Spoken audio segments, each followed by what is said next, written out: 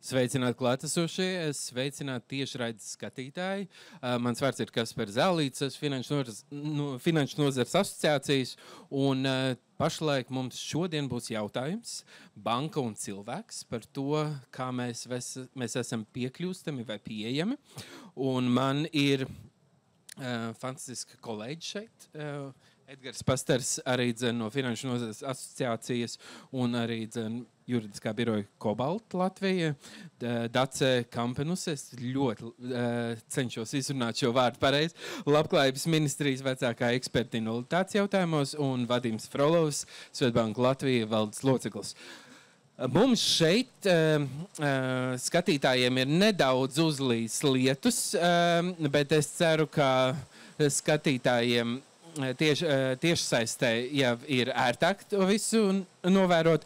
Un pirms mēs sākam runāt par pašu diskusiju, es gribētu pateikt īpaši paldies arī mūsu zīmju valodas tulkiem, jo arī šai diskusijai mēs varēsim sekot līdz arī zīmju valodām. Nu jā, bet pāris jautājumu, jo mēs vairāk runājam, jo es vairāk runāju, jo labāk līst, tāpēc es domāju, ka mēs varētu pāriet pie jautājumiem, un pirmais jautājums ir, mēs daudz runājam par to, kas ir piekļūstams, kas ir pieejams, kas ir kas, un mēs mēdzam kļūdīties, un tad šeit ir cilvēks, kuram nevajadzētu kļūdīties, Edgars Pastars, jurists, tā kā pat zvērināts advokāts, līdz ar to tad pastāsti mums par to, kas ir piekļūstamība, kas ir pieejamība. Laikam vislabākais salīdzinājums būtu šobrīd tiem, kuri sēž lietussargos, tad šī pieejamība ir tas, ka šī telts šeit ir un krēsla šeit arī ir nolikti, bet viņi ir piekļūstama varbūt tādēļ, ka jums ir lietussargs. Tad salīdzinājums būtu tā, ka pieejamība ir vairāk tas, ka vai nu bankas filiāli, vai bankas mājaslapa, vai mobila aplikācija ir pieejama kopumā noteiktā reģionā vai noteiktai personu grupai. Un piekļūstamība ir vairāk tas, ka personas ar, piemēram, funkcionālajiem traucējumiem vai kādos citos viņiem specifiskos apstākļos šo produktu var lietot, tad, piemēram, piekļūt ratiņkrēslā, persona ar redzes traucējumiem var ierasties ar suni pavadoni, internetbankas interfejs ir tāds, ko var lasīt ar ekrāna lasītāju. Tas, piemēram, būtu tieši piekļūstamības aspektā, vai līdzīgi kā mums ir video, ir pieejams tiešraidē, bet surdotulka izmantošana ir tas, ka viņš ir piekļūstams arī personām, kurām varbūt ir dzirdes traucējumi. Tas būtu īsts salīdzinājums starp pieejamību un piekļūstamību, un abas lietas ir fundamentāli atšķirīgas. Ja par pieejamību mēs runājam, vai vispār, piemēram, šis pakalpojums vai kanāls ir pieejams un piekļūstams, cik viņš ir izmantojams dažādām personu grupām. Nu, tad sāksim ar to pieejamību. Tad kāda mums ir situācija, ja mēs runājam, ļoti daudz politiķi ir runājuši par to, ka bankas nav pieejamas. Vai kā savādāk. Tad kā mums ir, sāksim ar reģioniem, un tad sāksim, kā mums ir ar pieejamību, pēc tam mēs iesim pie piekļūstamības. Es noteikti nestāstīšu par visiem faktiskiem apstākļiem, tur Vadims, es domāju, pastāstīs vairāk, bet es runāšu kā advokāts, ja es šeit esmu advokāta lomā. Gan es nevienu nepārstāvu, lai ir pilnīgi skaidrs šajā brīdī. Nu, varbūt tomēr asociācijas pārstāvi, ja būsim precīzi. Kā vienmēr jurists teikt, mums ir regulējums, jo vēsturiski Latvijā jautājumi par to, kur reģionos, kura banka ir pārstāvēta, noteica šīs bankas biznesa lēmumi pa lielam. Un šie biznesa lēmumi arī noteica, vai bankai tas ir izdevīgi vai nav, un kādā apjomā, un kur piedāvāt šo pakalpojumu. Savukārt šobrīd mums ir pieņemts likums Latvijas bankas noteikumi, kas pasaka, kā ir izvietojami bankomāti ar kādu kilometru attālumu, un kādos laikos tie ir jābūt pieejamiem klientiem, un filiālis, tā skaitā, vai dažādu formu filiālis, par ko noteikti Vadims stāstīs vairāk. Es pieņemu, jo tur viņiem arī praktiskā pieredze lielāka, kurā klienti klātienē var saņemt bankas finanšu pakalpojumus. Un ir pateikts, pēc kādiem kilometriem, pēc kādām iedzīvotāju skaita, kurā apdzīvotā vietā kaut kāda veida klātienes apkalpošanas forma ir jābūt. Līdz šim tāda regulējuma nebija. Tas var būt provokatīvs jautājums, protams, vai tas ir labi, ka bankas pilda sociālo funkciju, par to mēs noteikti parunāsim tālāk. Jo, ja es būtu jauns tirgus dalībnieks, Nesvetbank noteikti, vai Sebi, vai Citadela, vai Luminor, kurš pēkšņi sasniedz pietiekami lielu klientu skaitu Latvijā un man no nulles to visu uzbūvēt, prasīt diezgan lielus līdzekļus. Tātad, lai arī tā sociālā funkcija nākšana pretī klientam, jaunu tirgus dalībnieku ienākšanu, manuprāt, šie noteikumi ļoti, ļoti ierobežo vai pat paralizē, jo tās investīcijas, lai visos reģionos uzceltu tās mājas un uzliktu bankomātus, varētu būt diezgan sarežģīti veikt. Bet tad ir šeit ir jautājums Vadimam. Atkal ļoti bieži politiskajā retorikā mēs dzirdam par to, ka bankas ir neaizsniedzamas. Ja mēs netiekam līdz bankām, mēs nevaram parunāt, un tagad mums būs šī reģionālā pieejamība tā iemesla pēc, lai bankas būtu sasniedzamas. Bet kā mēs ikdienā varam sasniegt šo banku, jo tas jau nav tikai aiziet uz filiāli vai kā savādāk. Jā, labdien, kamēr Edgars runāja forši pārstāja lietas, un es ļoti ceru, ka arī klātienē būs vairāk cilvēku. Es gribēju domāt, ka varbūt uztaisīt tādu sociālu kvizu, labi, ar to, kas mums ir. Varbūt tie, kas ir auditorijā, ja to var nosaukt, paceļam roku, kas pēdējā gada laikā bija apciemojis kaut vai vienu jebkuras bankas filiāli. Okay. Un paceļam rokas tie, kas ir vienalga kādā bankas lietotnē šodien paskatījās, kā notiek ar jūsu finansējumu. Principā visur, kur es uzdotu jautājumu, tā atšķirība ir tāda, ka, protams, mūsdienās cilvēki neiet uz banku pārsvarā, jo banka īstenībā ir cilvēkiem vienmēr līdzis. Un to mēs redzam arī pēc mūsu datiem, kad katru dienu bankas, vismaz vienas bankas digitālajos kanālos ienāk 860,000 cilvēku. Kā jūs domājat, cik daudz vienā dienā piezvana? Mazākās nojausmas. 4,5 tūkstoši tikai. Un cik ienāk fiziski, te ir knapi 700. Tā ir tā atšķirība. Un mūsdienās cilvēkiem nav jāiet uz banku. Un līdz ar to tā pieejamības jautājums un piekļūstamības, viņš principā kaut kur ļoti svarīgi ir šeit. Lai pirmām kārtām, lai tas svērķis strādā un lai cilvēks jebkurā brīdī varētu kārtot savas finanšu lietas tur, kur viņiem ērti. Un mēs redzam, ka tur, kur ērti, tas arī ļoti mainījies. Ja kādreiz, kad bija tikai internetbankas laiki, tad mēs redzējām, ka pīķis sāk pieaugt pulkstens 10, kad cilvēki atnāk uz darbu, pusdienas laiks, tad bišķiņ vakars, tad cilvēki iet mājās. Tā šobrīd, kas notiek, mēs sākam savu dienu ar pārbaudām savas finanses, un principā tas ir pīķis, un viņš aiziet līdz pašam vakaram, kad ir Netflix stunda, un viss, un pazūda. Jā, protams, bet mēs runājam, kad tomēr ir pieejamības un piekļūstamības tas aspekts. Un, protams, kad ir dažādi sabiedrības slāņi, ir dažādas vajadzības, un protams, tā sociālā funkcija ir ļoti, ļoti svarīga. Un ir cilvēki, kuriem, protams, nav iespējas tikt līdz digitālajiem pakalpojumiem. Un tas pamatjautājums ir, kā to uztaisīt tā, lai tas nav apgrūtinoši visai sabiedrībai. Tas nav papildus ekonomiskais sloks tai sabiedrībai. Un bankas, es domāju, ka ļoti gatavs to darīt. Jā, Edgars. Ielicot, manuprāt, tā reforma, kas ir veikta, viņa padarīs bankas pieejamākas reģionos, protams.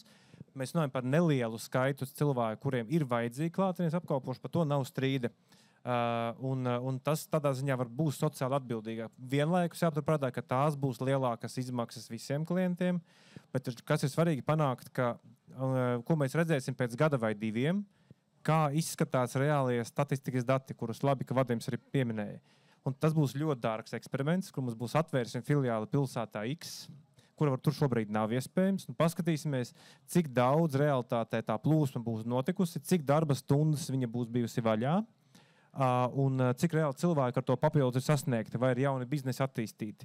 Man liekas, šis būs ļoti svarīgi, bet tas būs ļoti dārgs eksperiments. Bet mēs uz to ejam, lēmums ir pieņemts, tas tā notiks. Tā ka būs laba lieta, bet dati noteiks nākotnē visu. Es domāju, piedodiet, es gribēju vienkārši vienu komentāru, ka tur ir divi aspekti. Viens ir bankomāts, otrs ir filiāli, kur ir būtiska atšķirība. Es domāju, jūs arī ārzemēs ar savas bankas karti esat ielikuši savu karti svešā bankomātā. Viņš strādā. Tieši tāpat arī Latvijā. Tātad jebkurš bankomāts var principā apkalpot visu karšu turētājus, un tā nav problēma. Ir tikai ar komisiju vai nav komisijas. Tad pilsētā X iespējams būtu jāatver 4 filiāles. Vienas bankas filiāla nevar šobrīd apkalpot citas bankas klientus. Tur gan datu aizsardzības jautājumi, gan vienkārši nevar iedomāties, kā vienam klientu konsultantam saturēt galvā un uztaisīt 4 sadaļas. Tagad es runāšu ar tevi kā ar Luminor klientu, kā ar SEB klientu, kā ar Swedbank klientu tā tālāk. Jā, bet tas nozīmē, ka atbildot uz šo jautājumu, ļoti daudziem cilvēkiem ir nepieciešama šī banka ļoti bieži tikai tā iemesla pēc, lai saņemtu kādu sociālu pakalpojumu. Tas ir tas, par ko mēs esam runājuši. Mums ir cilvēki, kas vēršās pie bankas tā iemesla pēc, lai socializētos, lai saņemtu sarunu, dārgu sarunu ļoti bieži. Tā kā es zinu, ka jums ir piemēri par to, ka cilvēki maksā, un īpaši arī seniori maksā par to, lai ar viņiem varētu bankā parunāties. Ne, tas ir gan aptiekā, gan bankām. Tā nodeva ir, sabiedrībai ir jāmaksā jebkuram biznesam, kurš ir klātienes bizness. Jāteic gan, ka cilvēki joprojām daudz dara lietas klātienē. Man liekas, bija vismaz puse klientu jaunu atvēra kontu klātienē. Nezinu, kā ar Swedbank, bet kopēji vidēji sektora bija kaut kur pat puse klientu. Pat jaunieši atvēra kontu klātienē, kas lielākoties saistīts ar Smart ID uzlikšanu un tam līdzīgi. Tā kā nav jau tā, ka tur tikai pensionāri nāk, bet arī seniori ir svarīga segments, tāpēc neviens jau nesaka, ka viņi nav jāapkalpo, ka ir jāatrod tāds mehānisms, lai viņus sasniegtu arī nedigitālus cilvēkus, un tam var būt dažādi risinājumi, nevis māja no ķieģeļiem, bet tā var būt arī izbraukuma sesija, piemēram, busiņš, kas ir noteiktās laika posmos vai pašvaldības telpās, kur noteikti pieņemšu noteiktos laika posmos. Tur nav jādomā, ka tā ir māja, kurā tagad ir seifs milzīgs un no kura izskaita naudu. Kā filmās rāda, kad ir milzīga ēka, un šajā mēs esam uz Swedbank skatos, tad mums ir milzīgs seifs, aiz skatuves, pieejams vai Balastielā, bet iesaistīsim Daci. Tas, ko es no savas cilvēktiesību pieredzes esmu sastapis, ka mēs ļoti daudz rekomendējam. Mēs rekomendējam biznesam attīstīties. Mēs visplašākajās jomās, un ļoti bieži ir tā, ka mums ir rekomendācijas īpaši no Eiropas puses, mums ir rekomendācijas, tās netiek izpildītas, mēs rekomendējam atkal, un tad rodas regulējums. Un tad pārējot no pieejamības uz piekļūstamību, kāpēc pašlaik mēs aktīvi runājam tieši par piekļūstamības jautājumiem?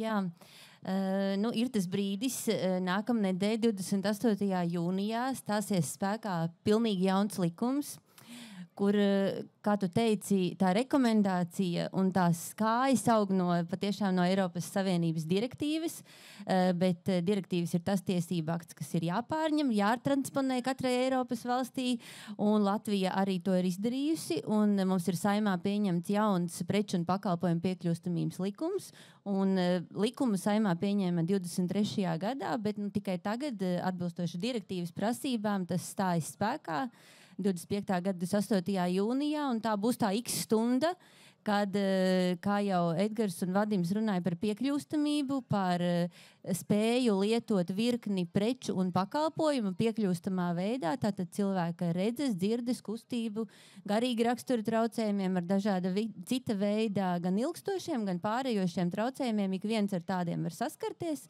ne tikai cilvēki ar invaliditāti, tātad speciāli definētas, likumā definētas un atbilstoši direktīvai paredzētas preces un pakalpojumi, un tā skaitā finanšu pakalpojumi, tiem būs jānodrošina piekļūstamā veidā. Bet saki, tas nozīmē, ka visiem pakalpojumiem būs jābūt piekļūstamiem. Tas neatiecās tikai uz finanšu sektoru. Jā, tieši tā. te likuma tvērumā ir finanšu un banku pakalpojumi, bet tur ir gan elektronisko komunikāciju, tātad telefonijas un interneta pakalpojumi, gan elektronisko sakaru pakalpojumi.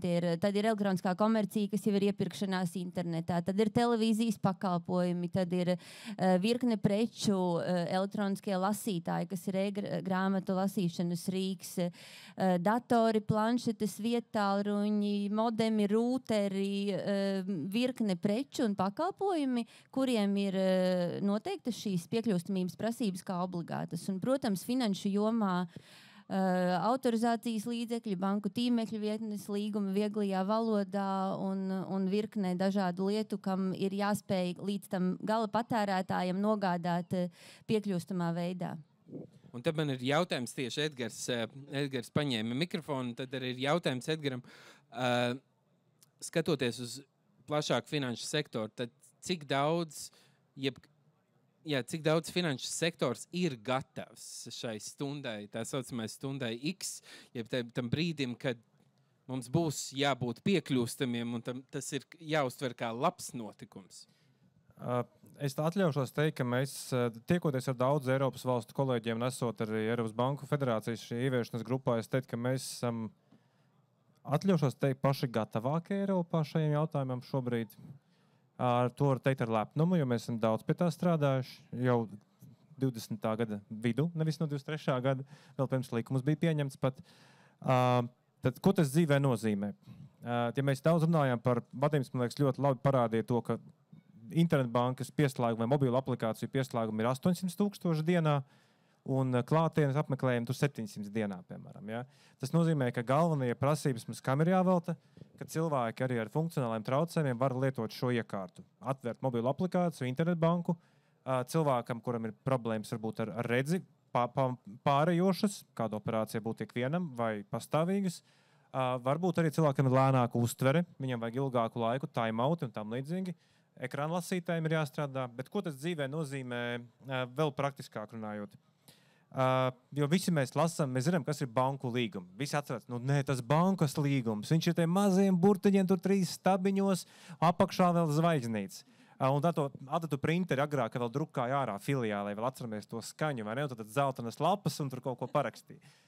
Ja jūs tagad, piemēram, paņemsiet šodien telefonu vai datoru un atveriet vai no Luminoru vai Svetbankas. Bet tas ir citām bankām arī tās pārbaudījis, par tām tāpēc var runāt. Luminoru vai Svetbankas mājaslapu un atveriet vispārējos darījuma noteikumus vecajā versijā un jaunajā versijā. Jūs būsiet šokēti, kā mainās līguma teksti attiecībā uz šīs direktīvas dēļ. Tur ir mēs un jūs, nevis banka un klients ar lielo burtu, turpmāk iekavās, ja? Teksti ir izretināti, tie nav šauri stabiņi ar kaudzi numerācijām.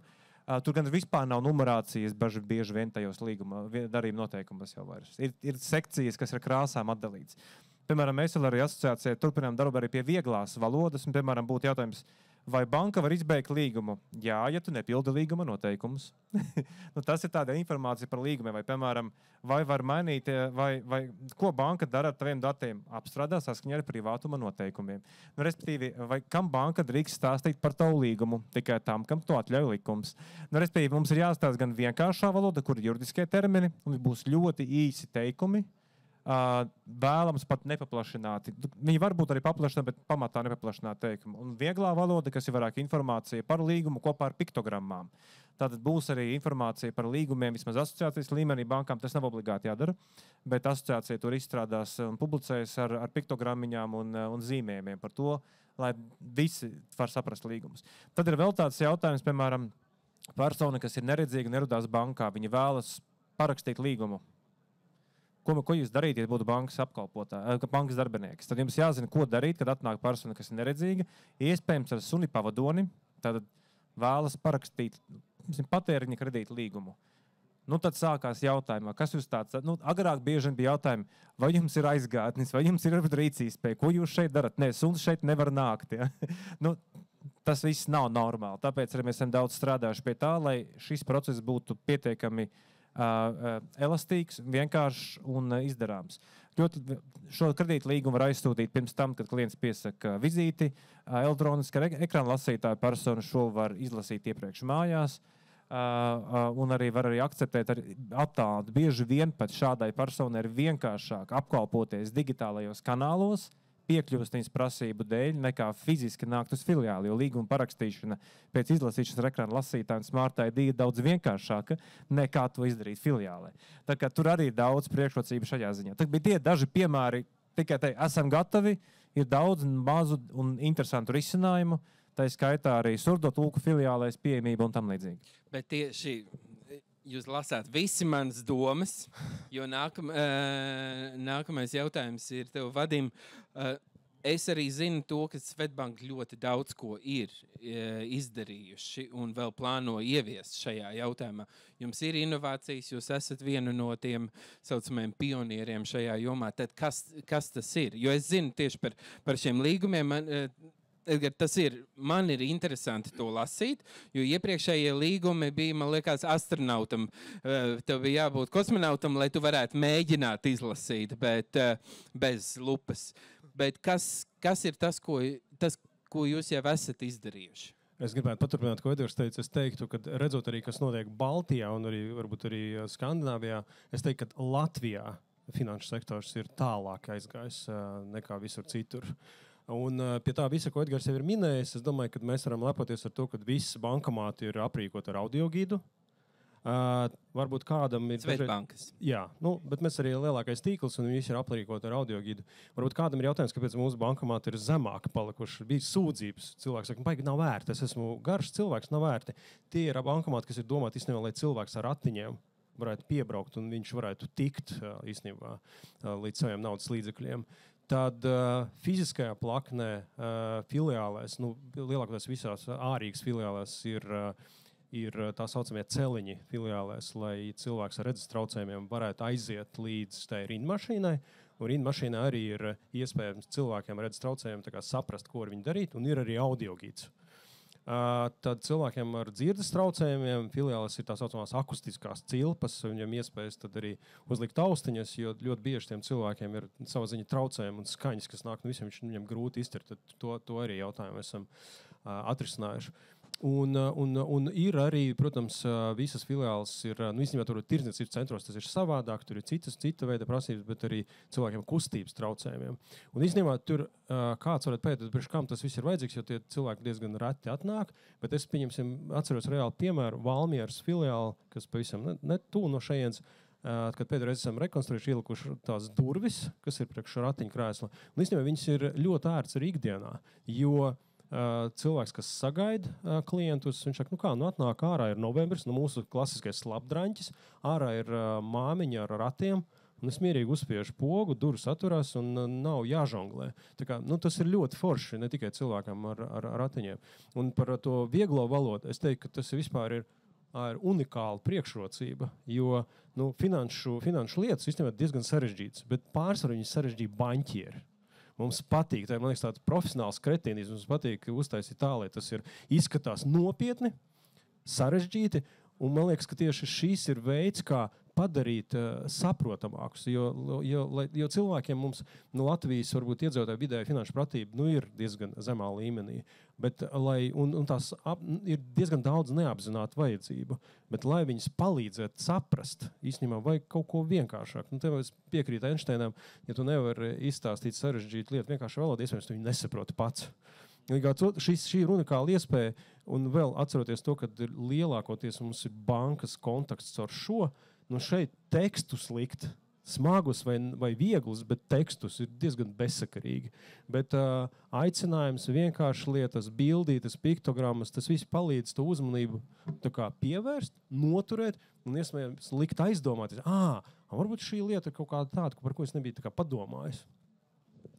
Es gribēju piebilst, kad arī es šeit pārstāvu Labklājības ministriju, un mēs esam tā koordinējošā ministrija, kas šo preču un pakalpojumu piekļūstamības likumu, kas iekustina šīs lietas daudzās nozarēs, piekļūstamības lietas, un mēs redzējām tā kā no putna lidojuma, un es tiešām varu teikt labus vārdus par finanšu sektoru Latvijā un Finanšu nozares asociāciju un tiešām par šo iesaisti tādu sociālu atbildību, arī biznesa atbildību, jo tie ir klienti, kas izvēlēsies to banku, kur pakalpojums ir piekļūstams, pretēji tai pakalpojums sniegšanas vietai, kur tas nav piekļūstams pakalpojums.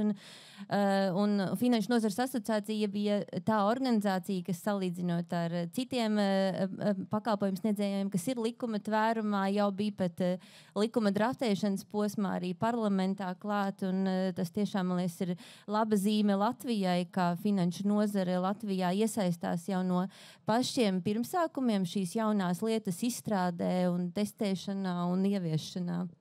Bet šeit man tāds arī tas jautājums līdzīgi, kā Vadims stāstīja par to, ka daudzi šie piekļūstamības pamatprincipi, viņus mēs iespējams esam dizainējuši cilvēkiem ar funkcionāliem traucējumiem, vai tie ir pastāvīgi vai pārējoši, bet tie taču ir universāli. Īstenībā tas nav nekas tāds super īpašs. Jā, pilnīgi piekrītu. Tas attiecas un skar ikvienu no mums, kādā dzīves brīdī. Jā, invaliditāte ir ilgstošs traucējums, nepārējošs traucējums, tātad mobilitātes vai sensoro spēju, dzirdes, redzes traucējums vai garīgi rakstura traucējums, bet pārējošie traucējumi ir daudziem, kā saka, redzes operācija, kā Edgars minēja, vai kaut kādi, kad es skatos, man ir 2 mazi bērni pie rokas un vēl iepirkuma maisiņš, un man ir ļoti grūti nomenedžēt, lai es varu šo bankomātu vai telefonu vai dažāda veida šo preci pakalpojumu lietot sev vērtā veidā, bez kaut kādas lielas roku arī piepūles, cilvēki ar artrītu, cilvēki ar lasīšanas grūtībām, ar autiskā spektra traucējumiem. Viena no piekļūstamības prasībām ir, lai neizraisa šī prece gaisma jutīguma lēkmes, kas ir epilepsijas cilvēkiem arī autiskā spektra traucējumu gadījumos. Un vēl es gribēju teikt, ka patiešām ir ļoti svarīgi, tās vajadzības ir ļoti dažādas cilvēkiem. Un tas, ko Finanšu nozares asociācija darīja, un arī citas nozares to cenšas kā jau pamatlietu. ANO konvencijā, invaliditātes konvencijā ir princips neko par mums bez mums. Jūs jau no paša sākta gala iesaistījāt, Latvijā ir spēcīgas invaliditātes organizācijas dažādās jomās, neredzīgie, nedzirdīgie, garīgi rakstura traucējumi, arī dažādas hronisko slimību cilvēku pārstāvošās organizācijas. Iesaistīt, jautāt viņiem, kas jums būtu ērti, kas jums būtu labi un kā varētu atvieglot jūsu ikdienu, patiešām no paša veidojot šo pakalpojumu, konsultēties, jo viņi ir bieži vien vislabākie konsultanti. Ja, tas, ko mēs arī darījām par šo, tad, kad mēs sākām darbu, mēs paaicinājām dažādas organizācijas, kas pārstāv personas ar invaliditāti, un teicām, tagad pasakiet visu, ko jūs par mums domājat. Tā kā atklāti, visu, kas nepatīk uz galda. Un tad mēs sakām, kā jūs darat ar to, ko jūs darat šādi, kas ir šajā situācijā. Un tad daudz teica, bet mums šito mums nevajag. Nu, nelieciet to braila rakstu uz katras pogas un tagad domājiet, ka visi tagad neredzīgie to būs apmierināti. To neapmierinās atbilstība cilvēku vajadzībām ar redzes traucējumu, ka tu uzliec pogu braila rakstā. Tas ir vienkārši nepareizi pieeja. Un tas, kas mums bija vēsturiski ar fizisko piekļūstamību, mums bija vecās mājas. Mums bija padomu laiku mantojums ar vecām mājām, kurām nebija liftu, bija augstas kāpnes, bija viss kaut kas, ko nevarat tā vienkārši pārbūvēt. Digitālajā vidē mēs viņu paši esam radījuši tagad un radām ik pēc 3-5 gadiem pārbūvējiem. Līdz ar to arī, un ja digitālā vidē viss tā dzīve arī notiek, līdz ar to tā digitālā vide arī mums palīdz šos personas, viņiem nelikt varbūt arī pārvarēt attālumus, ko viņi varbūt nevēlas to darīt. Viņiem ir ērtāk to darīt digitāli no mājām. Un tā ir iespēja veikt visas šīs arī finanšu pakalpojumu darbības.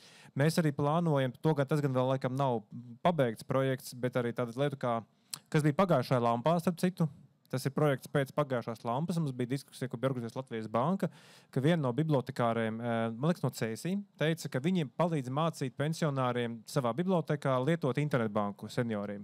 Jo viņi baidās paši sāk kaut ko saspaidīt, kaut kam aizskaitīt naudu. Un tad mums arī radās doma, ka mēs varētu uztaisīt spēļu internetbanku, nevis, lai tas būtu jādara uz bibliotekāras internetbankas piemēra, kas nav laikam labākā lieta, bet ka mums būtu spēļu internetbanka, kas ir tuvojas vidējai, tādai līdzīgajai visā sektorā, un ar to varētu mācīties cilvēki vai nu ar gan jaunieši varbūt, es gan domāju, ka viņi jau zina to tāpat, bet arī cilvēki, kuriem ir lēnāka reakcija, kuriem ir arī seniori trenēties. Un tas tādā veidā arī mēs būtu pretimnākoši šajā ziņā. Tā kā daudz dažādu mazu pasākumu, ko mēs veicam, tas ir galvenais par attieksmi un iespēju. Un tie principi, ko teica Kaspar, universāli, jo, piemēram, no līgumu vienkāršākas valodas visu pirms, manuprāt, iegūs ik viens lietotājs. Netik daudz, ja paskaties, kādi ir tie dokumenti bija un ir šobrīd un būs tagad, ja? Es negribu atgriezties pie vecā parauga vairs, nekad. Ne, bet, tas ir tas jautājums. Tieši tā, Finanšu nozares asociācija mēs aktīvi strādājam pie tā, lai mēs radītu šādu spēļu internetbanku. Tas ir garš process, lai mēs saskaņotu visus terminus un visas pārējās lietas, jo mēs esam sapratuši to, un izpētījuši, ieejot katrā bankas internetbankā, nosaukumi ir dažādi. Ja? Un tad mēs arī skatāmies. Vienam ir vārds uzvārds, otram ir nosaukums, otram ir IBAN konts vai konts. Tā kā tā ir viena no tādām izaicinošākām lietām. Man laikam ir jādod jums visu laiku runāt, jo tik līdz es sāku runāt, tā līst lietas. Bet kas ir tie galvenie izaicinājumi, ar ko preču pakalpojumu sniedzēji Latvijā saskarās? Kas viņi, jo tas, ko es regulāri dzirdu, mums bail, ka tas viss ir pārāk dārgi, ka tas nevienam nebūs vajadzīgs. Kāpēc tieši uz mums tas viss attiecās? Bet kas ir tie galvenie izaicinājumi, par ko uzņēmumi it kā sūdzās? Jā, sūdzās, protams, izmaksas ir tas, kas visus nomāca visvairāk. Un tur ir, kā saka, starp pakalpojumu sniedzējiem ir, vēsturiski turīgākas varbūt un mazāk turīgas jomas, un arī no klientu loka ir atkarīgs, cik ļoti, piemēram, elektroniskā grāmata. Latviešu valoda ir maza valoda, un elektroniskā grāmata, kas ir likuma tvērumā, ir Latvijā ir grāmatu izdevēji, un viņiem šis elektronisko grāmatu tirgus eksistē arī jau līdz šim, bet tas lietotāju skaits ir salīdzinoši neliels. Elektronisko grāmatu latviešu valodā nelasīs ļoti daudz kur citur pasaulē.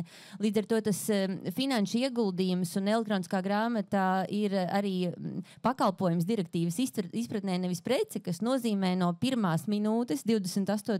jūnijā, jebkurai elektroniskai grāmatai, kas katalogos tiek tirgota, tai ir jābūt piekļūstamai. Un ir tā, ka es zinu, arī lielie izdevēji ne tikai Latvijā, bet arī Francijā, Dānijā, Skandināvijā, Centrāla Eiropā, viņi sūdzās, ka viņiem šīs vēsturiskās elektroniskās grāmatas ir faktiski jāpārizdot, programmējot ar metadatiem jau pie, faktiski IT jomā pilnīgi, jāveido no jauna, un tās ir lielas izmaksas. Un tas ir viens. Šie izmaksu jautājumi. Otrs noteikti arī daudzi pakalpojumu sniedzēji saskaras ar to konsultācijas vakumu, ka viņiem nav pietiekami daudz piekļūstamības ekspertu, kas viņus var nokonsultēt un dot patiešām ļoti praktisku palīdzību, jo viens ir sniegt juridisku konsultāciju, ka tu tagad esi direktīvas un likuma tvērumā, tev ir jādara viss, lai jebkurš ar jebkāda veida traucējumiem funkcionēšanas varētu tavu pakalpojumu lietot, bet kā to izdarīt? Bet te droši vien arī Edgaram un Vadimam savs stāsts par to, kā notiek tā gatavošanās, kā var tomēr atrast tajā salīdzinoši mazajā Latvijas tirgū gan ekspertus, gan palīgus, kā virzīties uz priekšu. Es gribēju vienu mītu mazliet kliedēt, jo tas varbūt ir tiešām sūdzas par izmaksām uzņēmumu. Man liekas, ka tie ir slikti uzņēmumi, kas sūdzas par izmaksām. Tāpēc, ka viņi nav parunājuši ar ekonomistiem. Ja paskatās arī pēc tādiem pētījumiem, tad ir tā saucamā patērētāja jauda. Nu, kur patērētājiem var vēl vairāk tērēt vai tikt iesaistīti patēriņā. Un pasaulē tiek lēsts, ka personām ar invaliditāti šī patēriņa jauda varētu būt pat triljonos. Vienā avotā ir 3, citā ir 8 triljoni dolāru. Pēc būtības jau vairāk, jo tu vari iesaistīt sava pakalpojuma pirkšanā un lietošanā cilvēkus, kas līdz tam to nav darījuši. Varbūt, ja skatās tikai uz mazo Latviju, var teikt, jā, tur 15% iedzīvotājiem ir kaut kāda funkcionāla traucējuma, tāda vai citādi, bet tie tāpat ir 15%. Tas ir liels skaits, kuri varbūt paņems kādu papildu pakalpojumu, ko līdz šim nevarēja izmantot un tam līdzīgi. Jūs kāds noteikti lietojat Amazon straumēšanas funkcionalitāti. Man bija iespēja nesen arī viņu iepazīties ar viņu piekļuvamības pieejamam. Nolaižas, piemēram, filma, kurā nolaižas helikopters. Tu vari uzliekt skaņu, kurā fokusējas uz helikopteru, bet cilvēkam, kam ir dzirdes traucējumi, tā var būt baigā problēma. Viņš vairāk tad var uzlikt uzstādījumos, ka viņš fokusējas vairāk uz sarunu. Un ļoti daudz cilvēku arī ar traucējumiem, viņi saka, kā es gribētu redzēt titrus lēnāk, ātrāk vai ar spilgtumiem, kā skaņai, uz ko fokusējas. Respektīvi, un šie nepirktu Amazon pakalpojumi, ja viņiem šīs funkcionalitātes nebūtu, varbūt viņi dabū jaunus 100, 200 klientus Latvijā, bet varbūt pasaulē tie ir miljoni klientu. Miljonus reizes abonēšanas maksa, tie ir ienākumi. Tā kā šī nav tikai sociāla atbildība kādiem grūtdieņiem. Šīs ir veids arī, kā uzņēmumi var nopelnīt. Un jo ātrāk viņi to sapratīs, jo veiksmīgāki būs. Bet es redzu, Vadim, tu jau paņēmi mikrofonu rokās. Es lasu domas. Jā, bet pirms es tev došu vārdu, tā ir vēl viena lieta, ar ko es esmu saskāries, ka ļoti daudz cilvēku domā un pieņem faktu, ka cilvēki ar atkal kādiem no funkcionāliem traucējumiem ir tādi nabadziņi, jā, kur mums viņi visus ir žēl, viņi nav spējīgi iesaistīties aktīvi ekonomiskajā dzīvē, ja mums tagad ir jātērē šie lielie līdzekļi, lai mēs tiem nabadziņiem varētu palīdzēt. Bet nav jau tie paši cilvēki, kas ir tāpatās ir ārkārtīgi veiksmīgi cilvēki, kurus mēs neredzam ļoti bieži, jo mēs pirmais, ko iedomājamies, mūs tas neapzinātie stereotipi, par ko mēs ar Vadimu ar tevi esam daudz arī runājuši, par to, ka mēs uzreiz viņus ieliekam vienā kastītē, kur tie ir viņi, un tad ir mēs visi normāli. Nu, nav neviena normāla cilvēka, kā es vienmēr saku. Tā kā jā, es gribētu aicināt, neieliekam cilvēkus tik līdz tev ir funkcionāli traucējumi, tev uzreiz ir nepieciešams sociāls pabalsts. Jā, es gribētu, ka es paturpinātu uz tavu naratīvu. Zini, kāpēc es ienīstu svētdienas vakarus? Tāpēc, ka pirmdien jāiet uz darbu. Nē, pirmdienās mums ir valdes sēdes, un tad svētdienas vakars ir vienīgais vakars, kur mēs lasām valdes materiālus. Viņi dažreiz ir 800-900 lapas. Es teiktu, ka man tajā brīdī parādās uztveres traucējumi. Principā pēc 13. kaut kur 14. lapas. Tas, ko es gribu ar to teikt, ka vienkārši šī ir unikāla iespēja. Jā, arī mūsu gadījumā vajadzēja pārskatīt 7700 internetbankas lapas. Bet es teiktu, ka varbūt liela daļa no tām lapām vispār nav vajadzīgas. Viņi ir vēsturiski kaut kāda legacy, ir kaut kāda juridiskas lietas, ir kaut kādas vajadzības, bet šī ir arī iespēja paskatīties pēc būtības. To vajag? Un es domāju, ka mums apkārt ir tik daudz informācijas avotu. Katru dienu informācijas apjoms pieaug. Ātrums, ar kuru sabiedrība attīstās un ekonomika iet uz priekšu, pieaug. Es domāju, man vienmēr ir uztveres traucējumi. Un līdz ar to tas pakalpojums sniedzējs. Neiet runa tikai par banku vai kādu citu, kas vispār būs spējīgs man pasniegt vienkāršā, saprotamā veidā. Varbūt es viņu vienkārši arī intuitīvi arī izvēlēšos. Daudz no mums, atceros, Steve's Jobs runāja par dizainu kā elementu, kas īstenībā padara lietas intuitīvi. Un varbūt tas ir arī savā ziņā piemērs, kāpēc cilvēkiem tā baltā lieta patika. Vienkārši keep it simple, stupid. Un cilvēki pavalkās. Un tas, es domāju, ka tas nav tikai par tiem cilvēkiem, kuriem tiešām traucē. Mēs paši nezinām, kāda traucējuma mums ir. Tā kā es tev absolūti piekrītu pilnīgi visiem runātājiem. Un tā ir unikāla iespēja būt veiksmīgākam uzņēmējdarbībā ar to kontekstu, kas mums apkārt ir. Tas nozīmē, ka Swedbank iet uz to keep it simple. Es domāju, mums visiem tur jāiet. Vēl piebilstot, uzbūvējot tiltu starp pieejamību un piekļūstamību, ko mēs sākām. Tad arī par sociālo funkciju parunājot. Viena no lietām, kur dažas bankas nevar atradušas risinājumu, bet ne visas to tā ir uzbūvējušas. Vēl, piemēram, mums arī cilvēki, kuri nav ar traucējumiem, bet viņi ir sociāli atstumtā grupa, saucamās cilvēki, kas ir trūcīgie vai masturīgie. Un kuriem arī valsts ir izvirzījusi dažādas prasības, piemēram, iegūt konta pārskatus no bankas. Viņi 3 reizes gadā vai 4 reizes gadā viņiem ir jānāk uz banku pakaļ konta pārskatam. Kontā, kurā vismāk naudas nav. Bet, viņi jāiesniedz, vai ne? Un visā bankas mēģinājuši atvieglot šo procesu ar elektroniskiem zīmogiem, ar speciālām e-pasta sūtīšanām, bet tas viss nozīmē to, ka cilvēkam ir 4 reizes gadā jāpierada, ka man joprojām nav naudas. Tas katru reizi atgādina, tagad tev jāpierada, tu to zini tāpat, bet tagad vēl pierādi to. Un viena no lietām ir tas, ka no pieejamības stāsta, tur arī piekļūstības stāsta, ka daļa no šīm personām pati nespēja to izdarīt, to dara kāds cits. Un tas, kas ir mums tāds nākamais projekts šajā piekļūstamības svītriņa pieejamības jomā, ir kopā ar Labklājības ministriju, kur mēs arī darbojamies ar citiem taviem kolēģiem, ka sociāla dienesti paši varēs izgūt šo informāciju no bankām. Lai nebūtu vairāki 100,000 cilvēku gadījumi, viņiem jānāk vai pašvaldībai jāorganizē autobusus uz bankas filiāli, lai sociāli personas, kurām nav internetbankas, varētu dabūt konta pārskats izdrukātā veidā bankā ar to zīmodziņu.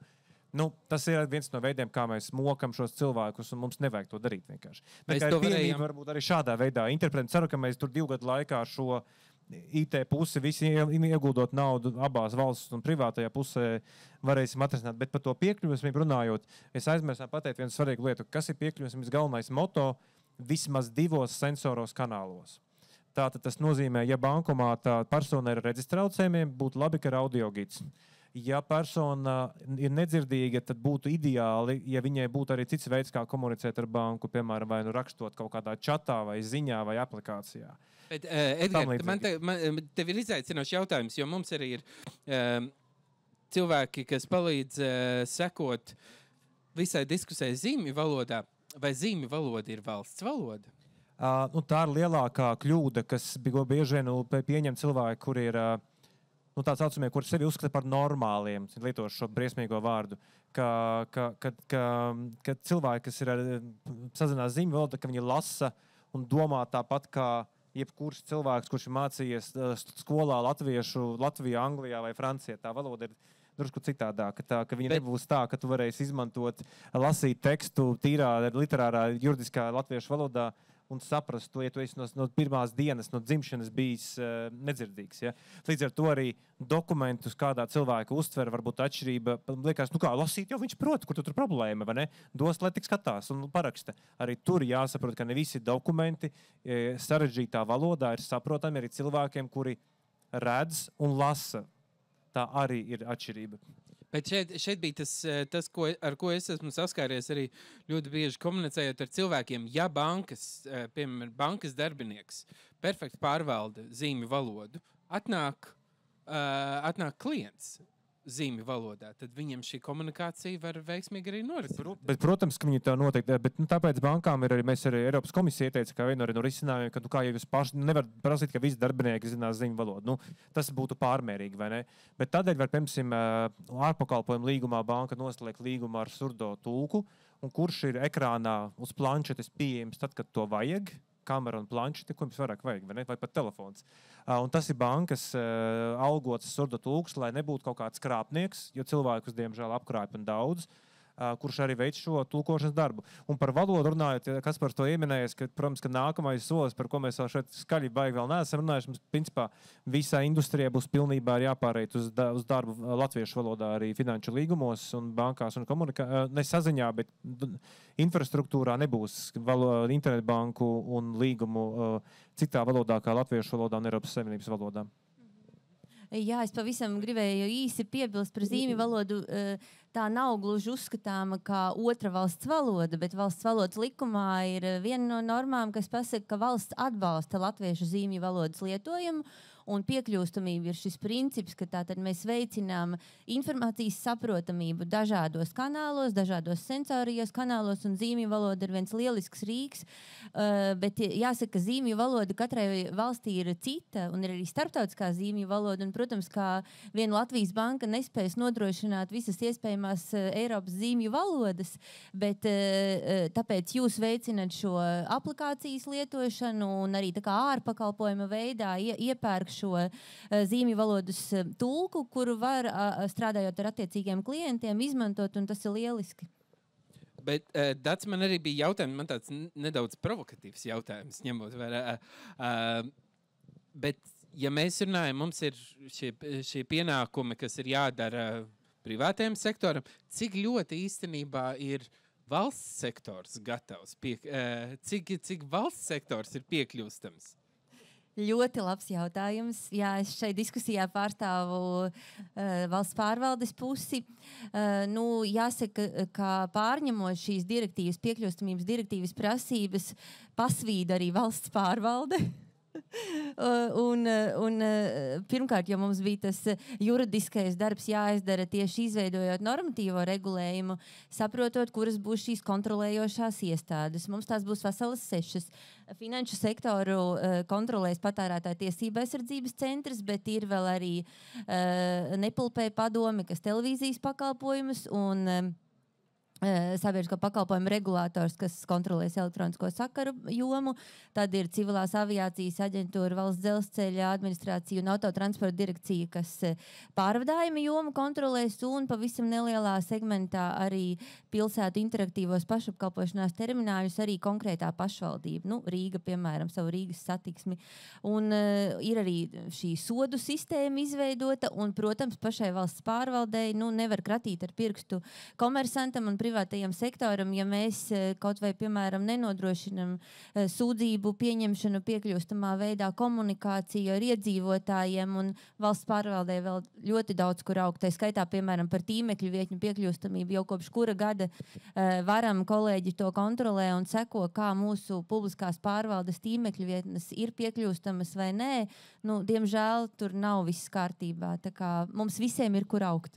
Bet par to, ko Vadims minēja, par to viņa uzvaras traucējumiem, lasot valdes dokumentus.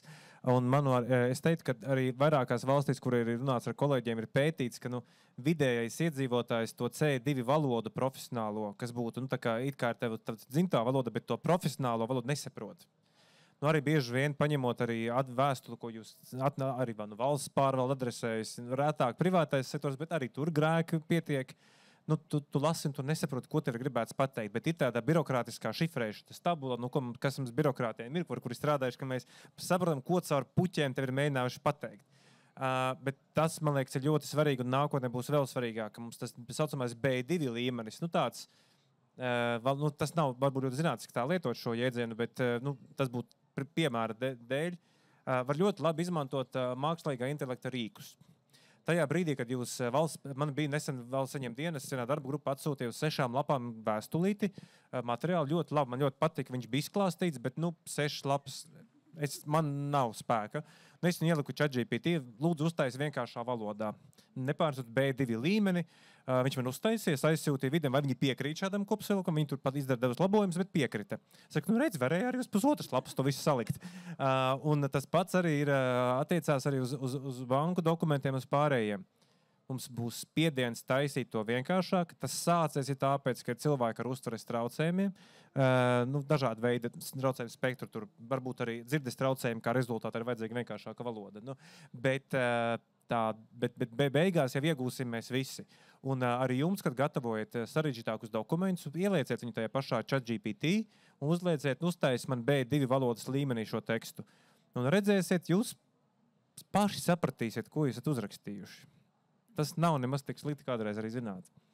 Bet, Vadim, mēs esam šeit arī uz Svetbankas skatuves, un es zinu to, un mēs runājam par šiem jautājumiem, un es zinu to, ka daudzās lietās ne tikai Svetbanka kaut ko dara, bet šis ir veids, kā jūs arī izglītojat savus klientus, savus uzņēmējus, tāpēc mēs esam uzņēmēji darbības skatu, ka tā ir lieta, nevis tas, ka tev tas ir jādara, bet tas ir right thing to do. Es domāju, ka mēs atgriežamies pie pieejamības jautājuma. Pa lielam mums jau vairākus gadus ir tāda mobilā apkalpošanas nodaļa, kas brauc pie uzņēmējiem, brauc uz bibliotēkām un īstenībā gadu laikā viņi tur satiek caur saviem semināriem kaut kāds vairākiem tūkstošu cilvēku. Un tie nav tikai Swedbank klienti. Mēs braucam arī pilsētas svētkos. Un tās tēmas, viņas ir šobrīd tieši ir finanšu pratība, digitālā pratība, kas ir, man liekas, mūsdienās ļoti aktuāli, ņemot vērā krāpnieku kontekstu, tad digitālā drošība, tad pensiju sistēma. Visas tās lietas, kas īstenībā to kopējo uztveri un kopējo Latvijas sabiedrības finanšu veselību ceļ uz augšu.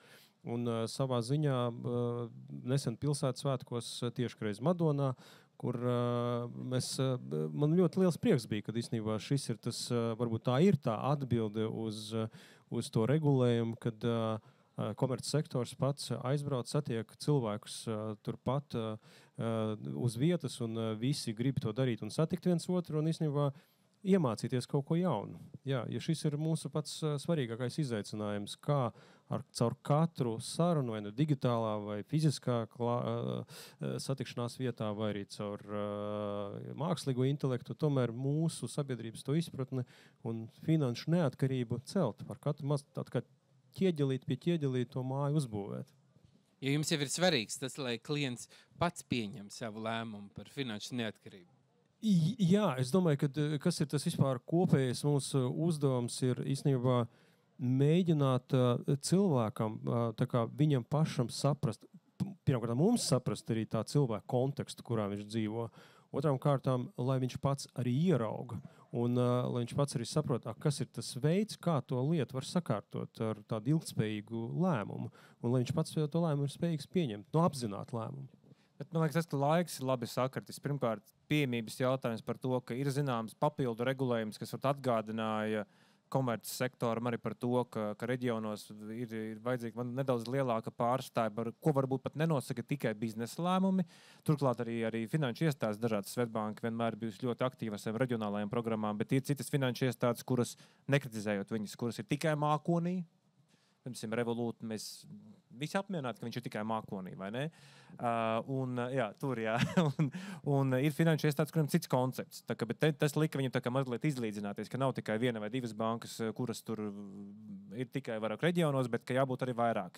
Un otrais, kas ļoti labi sakrīt ar direktīvas par piekļūstamības spēkā stāšanos, kas liek arī būt daudz, varbūt teikt, piekļūstamākiem digitālajā laukā, kurā patiesībā visi mājo visvairāk, vai ne?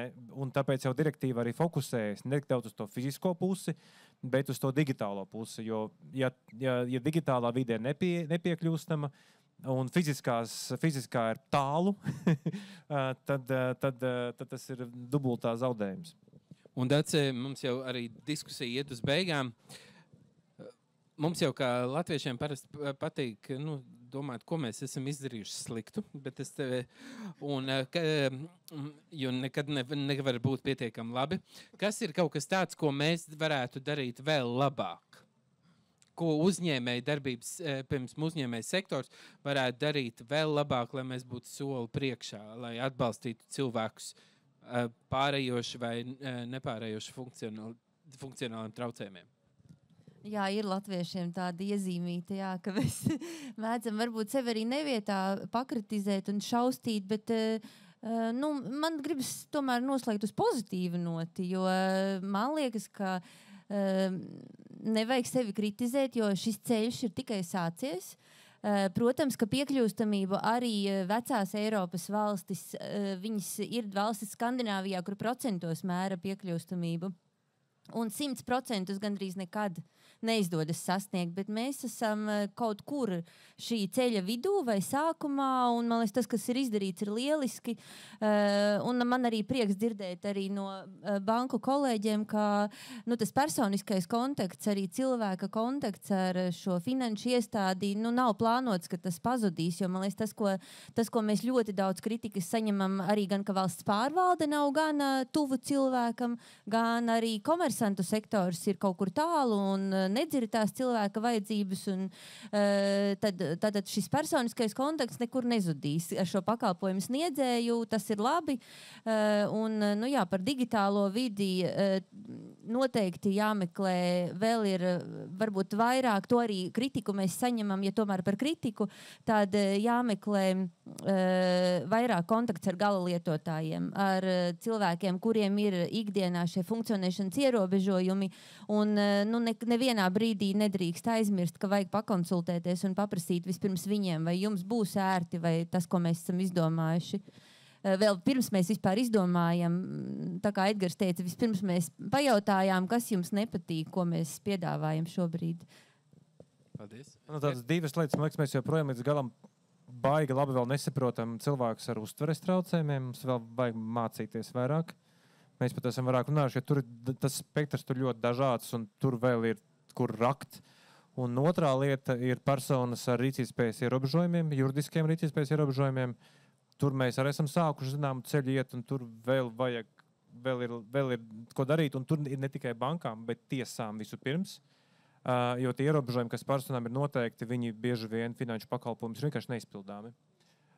Un tādā veidā viņi paliek bez pieejamības, pat ne tikai piekļūstamības, bez pieejamības finanšu pakalpojumiem. Jā, un tie tādi divi, man liekas, galvenie bloki, kur es redzētu vēl kas vēl būtu jāpadara. Vadim? Es domāju, ka mums visiem būs pavisam drīz jāiemācās sadzīvot ar to mākslīgo intelektu. Un gan finanšu sektoram, gan arī mēs redzam, ka īstenībā cilvēki vien vairāk viņu savu ikdienā sāk izmantot. Un tas ir baigais palīgs arī, bet no otras puses, finanšu sektorā ļoti liels izaicinājums. Mēs jau nevaram kļūdīties. Es bieži tādu prezentācijas ar mākslīgu intelektu, un dažreiz sanāk cilvēki ar 6 pirkstiem. Es sapratu, ka arī Amazonā ir diezgan populāri pasūtīt to roku ar 6 pirkstiem. Bet banka nevar atļauties. Un mums jāiemācās, ka kaut kādā brīdī tajā digitālajā un tādā miksētā virtuālā realitātes telpā būs klients, būs varbūt konsultants bankas, un pa vidu būs 2 mākslīgie intelekti. Tas, man liekas, tāds būs ļoti interesants stāsts, bet tas ir kaut kas tāds, kur mums būs pavisam drīz jāiemācās. Un kāpēc es uzdevu šo kritisko jautājumu? Jo es gribēju noslēgt ar labo īstenībā, jo parasti mums ir tā, ka daudzās sarunās mēs runājam, jūs tikai tādas saldas lietas teicāt, un tā tālāk, bet mums ir kaut kas ir jāiekoš, bet es gribu īstenībā, vēl pirms es sāku darbu Finanšu nozares asociācijā, man šī jau bija tāda lieta, ko es redzēju, kad acis dega asociācijā, kad tapa vadlīnijas, tapa lietas, tā kā es milzīgi paldies arī Dacei, jo es dzirdēju, cik daudz laika un cik daudz dvēseles to es ieguldīju visā šajā procesā, un arī paldies Vadimam, jo arī tā lieta ir, zinot Vadim, tev arī acis deg par to visu. Ja? Tev nav tā, ka mēs tagad izpildīsim šo nosacījumu tā tālāk, bet mēs visi cenšamies šo, lai kā arī daudzi mums būtu grūti noticēt, bet padarīt to pasauli labāk. Tā kā milzīgs paldies jums, milzīgs paldies skatītājiem, un īpaši liels paldies arī mūsu zīmju valodas tulkiem par šo darbu. Tā kā, un paldies arī cilvēkiem, kas izturēja šo skaisto lietaino diskusiju. Paldies liels, un tiekamies nākamajā lampas diskusijā.